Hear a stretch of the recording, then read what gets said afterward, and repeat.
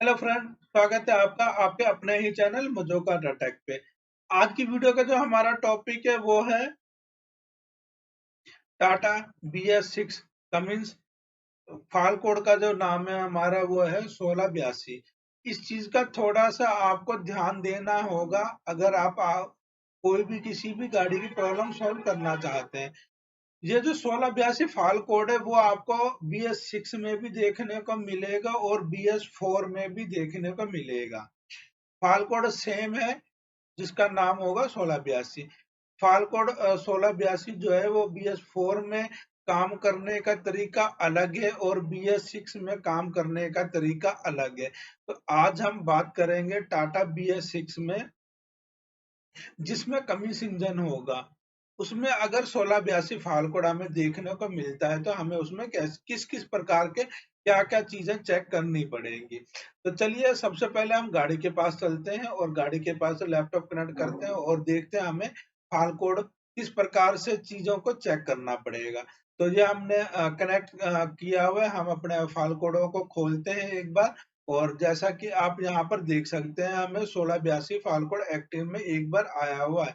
अगर यहाँ मोटा मोटी डिस्क्रिप्शन में देखेंगे तो हम after treatment diesel exhaust fluid dozer unit input line, यानी जो हमारा डोजर यूनिट किसे कहते हैं, जो हमारा यूरिया का इंजेक्टर होता है उससे बोलते हैं। उसका इनपुट यानी जो उसके अंदर हमारे यूरिया की नोजल के अंदर जो लाइन आती है उसका कुछ बता रहा है, जितना हमें यहाँ पर समझ में आ रहा है। हर फाल कोड को थोड़ा सा गौर से आपको समझना और देखना पड़ेगा तभी मैटर बैठते हैं। ठीक है, ये हमारे दोनों पावर डिटेक्ट के हैं, इसके ऊपर हम बात नहीं करेंगे। और इनके ऊपर ऑलरेडी हमने कुछ वीडियो बनाई हुई है जिन पे अगर रह रही है शायद इसके ऊपर हमने वीडियो बनाई हुई है। इस पे एक दो दिन में आपको वीडियो देखने को मिल जाएगी। तो ये पावर डिटेक्ट के हैं, इनके ऊपर कोई ज्यादा ध्यान नहीं देना अपने को। इनके ऊपर भी आपको जानकारी दे देंगे। आज हम खाली 1682 फाल कोड के ऊपर ही बात करेंगे। तो इस फाल कोड के ऊपर अगर हम डबल क्लिक करेंगे तो हमें जो देखने को मिल रहा है इसमें ये बताया जा रहा है जो इम्पोर्टेंट चीज है। अब हम उन्हीं पे बात करते हैं।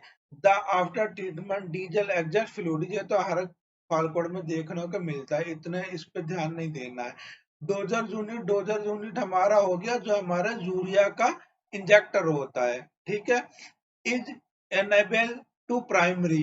प्राइमरी का मतलब होता है कि हमारा जब यूरिया स्प्रे होने के लिए तैयार होता है, फर्स्ट कंडीशन क्या होती है? फर्स्ट कंडीशन जो होती है कि हमारा जो मोटर यूरिया उठाएगी और हमारे जो इंजेक्टर है वहां पर पूरा दबाव बना देगी, वो नहीं हो रहा है, जिसकी वजह से हमारा ये 1682 फाल कोड आ रहा है।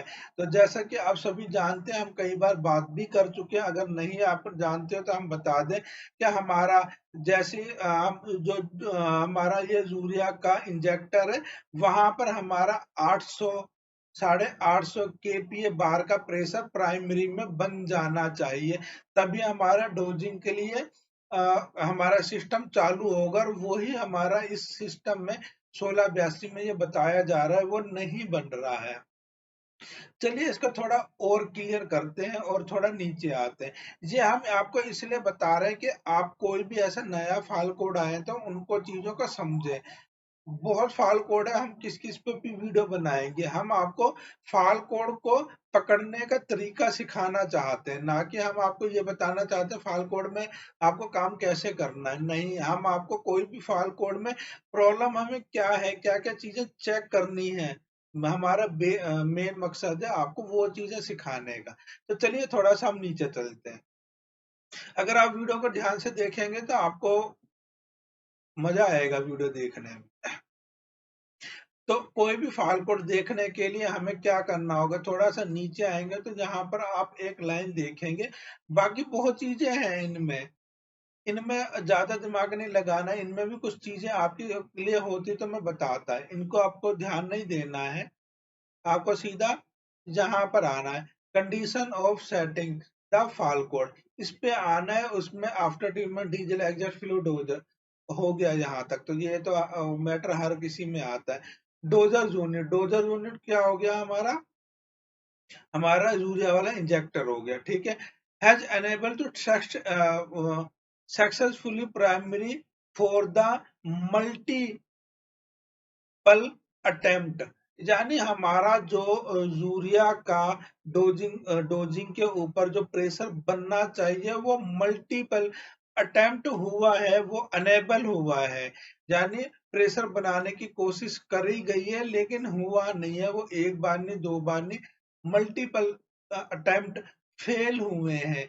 तो इसलिए उसने हमें ईशू ने फाल्कोड 1682 फाल्कोड दिखाया है। मतलब हमारे इतना तो हमें समझ में आ रहा है कि हमारा प्रेशर नहीं बन रहा। अगर आपको जो फाल्कोड समझ में नहीं आता, हम कई बार बात कर चुके, आप एक काम कीजिए, इसे कॉपी कर लीजिए, ठीक है। ये पूरी लाइन कॉपी कर ली है, इस पर राइट क्लिक करिए और कॉपी कर लीजिए, और जो भी आप ब्राउजर चलाते हैं उसे खोल लीजिए, ठीक है। जब हमने ब्राउज वो टाइम बचाने के लिए कर रखा, खोल ही रखा है, इस पे हम यहाँ पर राइट क्लिक करके और पेस्ट कर देते हैं, ठीक है। गूगल ट्रांसपोर्ट, और सॉरी, नेट बंद है, हमने वो चालू नहीं कर, एक बार हम नेट कनेक्ट कर लेते हैं, ऑटो ही कर देते हैं, बार बार की ये दोबारा ऐसी प्रॉब्लम नहीं है। तो हमारे कंपनी के वाईफाई से कनेक्ट हो गया है। चलिए एक बार इसको रिफ्रेश कर लेते हैं ताकि हमारा नेट चालू हो। ओके, यहाँ पे हम इसे पेस्ट कर देंगे। तो ये हमने पेस्ट कर दिया। अब जो हमें देखने को मिल रहा है वो है after treatment diesel adjust fluid dosing unit यानी हमारा यूरिया वाला इंजेक्टर कई प्रयासों के बाद सफलतापूर्वक प्राइमरी करने में असमर्थ रहा है। यानी कई बार मोटर ने यूरिया उठाया और डोजर यूनिट के पास प्रेशर यानी दबाव बनाने की कोशिश कर की है, लेकिन वो हुआ नहीं है। और एक बार नहीं, दो बार नहीं, कई बार प्रयास कर रहे हैं। वो हम आपको पूरी एक संख्या नहीं बता सकते, वो एक सॉफ्टवेयर की गणित होती है। कई प्रयासों के बाद में भी वहां पर हमारा प्रेशर नहीं बना है। तो ये हमें यहाँ पर ये कहना चाह रहा है। तो हमें यहाँ पर ये चीज तो समझ में आ गई है कि हमारा कहीं ना कहीं डोजर यूनिट के पास में प्रेशर नहीं बन रहा है। फाल कोडों को आप अच्छी तरीके से समझेंगे तभी काम करने में बहुत इजीली होगा। मैं आपको इसलिए इसका हिंदी अनुवाद करके बताना चाह रहा हूँ कि आप को समझ में नहीं आ रही है लाइन, आप इसका हिंदी अनुवाद करिए करिए आपको मोटा मोटी चीज समझ में आएगी कि हाँ गाड़ी में प्रॉब्लम क्या है। उसके बाद ये चीज आपको यहाँ पर मालूम पड़ी है मोटा मोटी कि हमारा डोजिंग वाल्व पे हमारा जो यूरिया का इंजेक्टर है वहां पर प्रेशर नहीं बन रहा है। ये बात जहां तक क्लियर हो गई है। अब सबसे और उसके बाद इंपॉर्टेंट जो चीज होती है वो होती है सॉफ्ट टैल्क, जहां पर हमें ये चीज बताई जाती है कि इस फाल कोड में मोटा मोटी क्या चीज हो सकती है। 90% गाड़ियों में आपको जहां पर जो लिखा होता है आप स्टेप बाय स्टेप वो काम करेंगे, आपकी गाड़ी की प्रॉब्लम सॉल्व हो जाएगी। ये वीडियो हम आपको डिटेल में इसलिए बता रहे हैं, हम आपको 1682 के ऊपर काम नहीं करवाना चाहते, हम आपको फाल कोड को पकड़ना सिखाना चाहते हैं कि कोई भी फाल कोड हो, 1682 की जगह 1687 85 हो, कुछ भी हो, आपको फाल कोड को समझना है। जहां पर देखिए वो क्या कहना चाहता है, आपको इंग्लिश नहीं आती है, आप इसको हिंदी अनुवाद कर लीजिए। उसके बाद जहां पर आपको समझ में आ जाएगा, उसके बाद यहाँ पर देखिए कि जहां पर आपको सॉफ्टटेक में लिखा हुआ मिलेगा पॉसिबली ऑफ द फाल्कोड इंक्लूड, यानी ये फाल्कोड आने के क्या क्या पॉसिबिलिटी है, यानी क्या क्या कारण हो सकते हैं। सबसे पहले जो हमें ये फाल्कोड बता रहा है वो ये बता रहा है कि low after treatment diesel exhaust level in the exhaust fluid tank, कि ऐसा पॉसिबल हो सकता है कि हमारा जो यूरिया का टैंक है उसमें लेवल कम हो। अगर आपको ये भी हिंदी नहीं आ रही है तो आप इसी प्रकार इसका कॉपी कीजिए और वहां पर पेस्ट करके कर लीजिए। फिर भी हम बाकी को तो नहीं, हम आपको इसी को ये कर लेते हैं। अगर हम एक एक लाइन को करने जाएंगे तो हमारी वीडियो बहुत ज्यादा लंबी हो जाएगी, ठीक है ना। तो हम एक बार यहाँ चलते हैं, गूगल ट्रांसलेट खोल लेते हैं। आपको ये एक और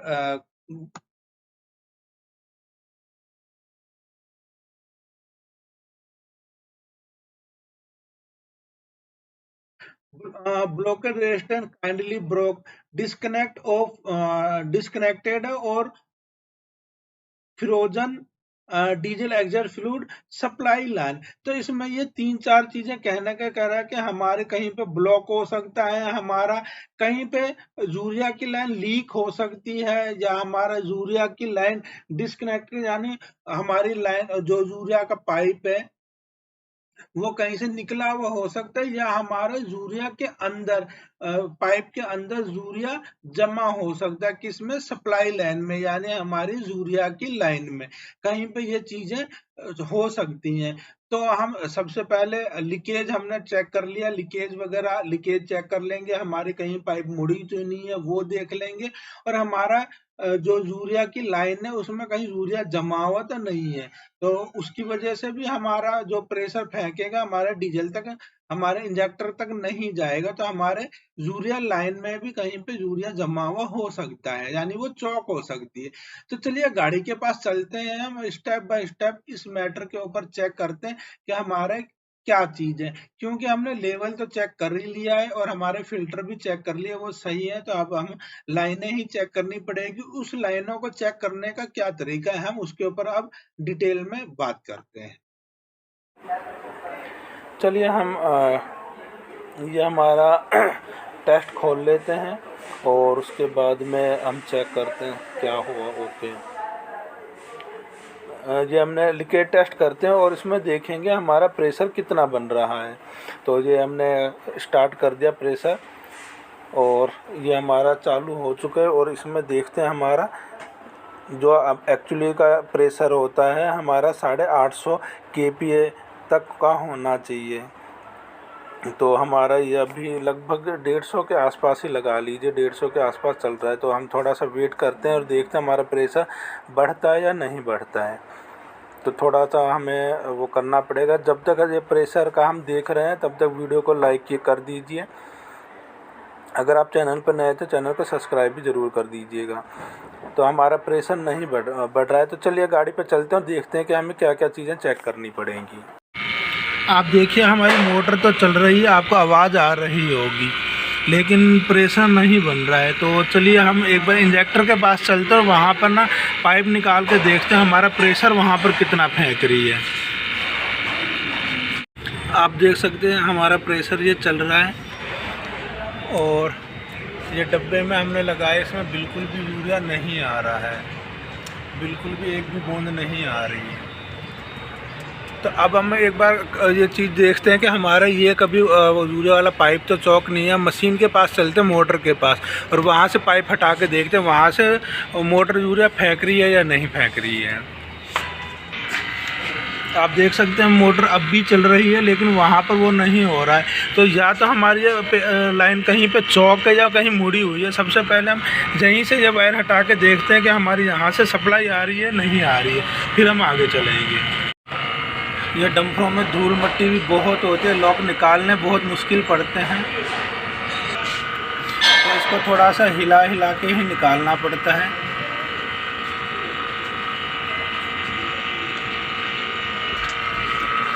तो अगर हम देखेंगे तो हमारी मोटर में से ही प्रेशर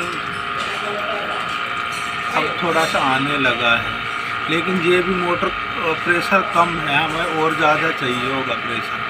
ये प्रेशर भी कम है इसमें।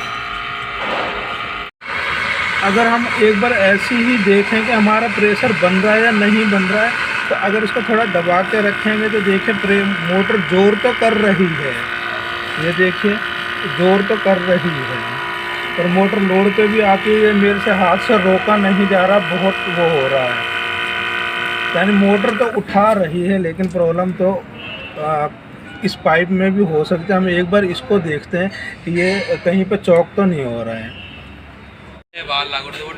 ये हम पाइपलाइन से जहाँ पर प्रेशर मारते हैं और वहाँ पर चलते हैं, इसमें तो कुछ कचरा तो निकला है और अब तो हवा सही आ रही है। तो चलिए एक बार हम इसको वापसी लगाते हैं और अब देखते हैं यहाँ पर हमारा यूरिया पहुँच रहा है या नहीं पहुँच रहा।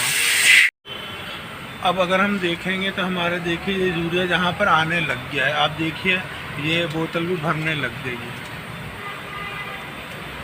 और ये हमारा चलिए थोड़ा सा इसको और भी करने देते हैं, थोड़ा बहुत कोई कचरा और भी रह गया होगा तो इसके द्वारा वो यहाँ पर हमारे इसमें आ जाएगा। और अगर हम यहाँ पर प्रेशर की बात करें तो आप देख सकते हैं ये हमारा प्रेशर अभी कम में है, लेकिन हमारी मोटर चल रही है। प्रेशर इसलिए कम है क्योंकि हमारा जो प्रेशर सेंसर है वो हमारे इंजेक्टर में लगा हुआ है, हमारी नोजल में प्रेशर सेंसर लगा हुआ है इसके अंदर, और वहाँ तक यूरिया जा ही नहीं रहा है, इसलिए प्रेशर नहीं बता रहा है। जब पाइप लग जाएगा उसके ऊपर दबाव बनेगा तो हमें प्रेशर का मालूम पड़ेगा। चलिए हम एक बार ये टेस्ट बंद करते हैं, लीकेज टेस्ट जो हम कर रहे थे, और फिर ये पाइप लगा के देखते हैं। चलिए हमने सारी पाइपलाइन वापसी लगा दी है और दोबारा से हम लीकेज टेस्ट खोल के और अब देखते हैं हमारा प्रेशर कितना चल रहा है।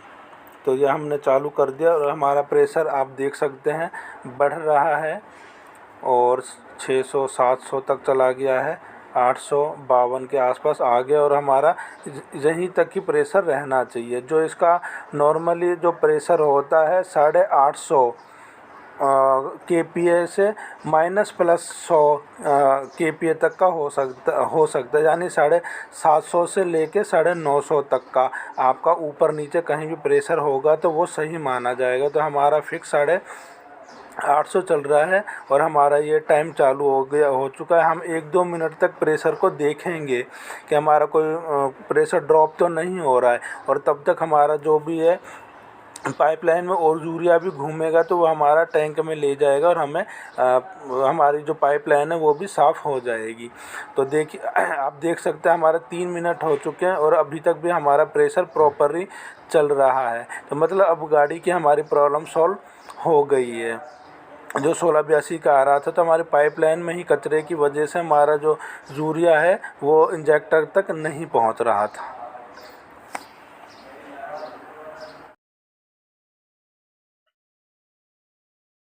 आई होप फ्रेंड आप अच्छी तरह समझ चुके होंगे कि हमारा 1682 फाल कोड में हमें क्या क्या चीजें चेक करनी पड़ेंगी। जैसे कि हमने वीडियो में भी देखा है और फाल कोड में बात भी करी है कि अगर हमारा यूरिया लेवल कम होगा तो भी ये फाल कोड आएगा, और अगर हमारा यूरिया के फिल्टर चौक होंगे तो भी हो सकता है हमें ये फाल कोड देखने को मिले।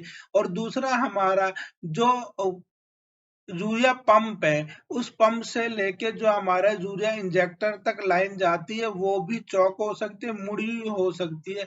कुल मिला के 1682 फाल कोड तब आएगा जब हमारा मोटर प्रॉपर वर्क कर रही है लेकिन फिर भी हमारे इंजेक्टर तक प्रेशर नहीं बन रहा है। उस कंडीशन में आपको 1682 फाल कोड देखने को मिलेगा।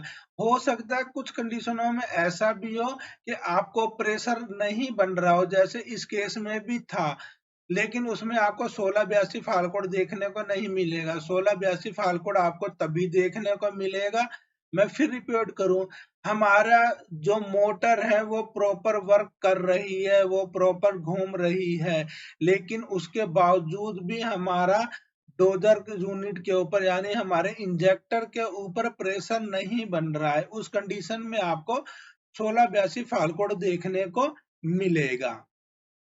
तो आप अच्छी तरह समझ चुके होंगे कि आपको हम इस वीडियो में मेन हमारा जो इम्पोर्टेंट था आपको 1682 फाल कोड के ऊपर काम नहीं करवाना कि इसमें आपको क्या क्या करना पड़ेगा।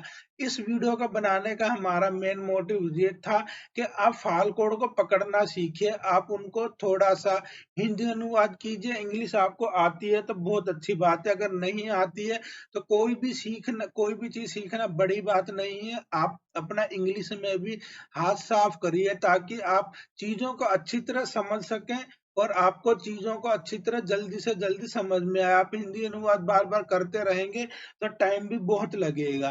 तो मोटा मोटली आप प्रैक्टिस कीजिए इन चीजों का। जब आप एक बार इन चीजों को अच्छी तरह से पढ़ना समझना चालू करेंगे तो आपको हिंदी अनुवाद की भी जरूरत नहीं पड़ेगी।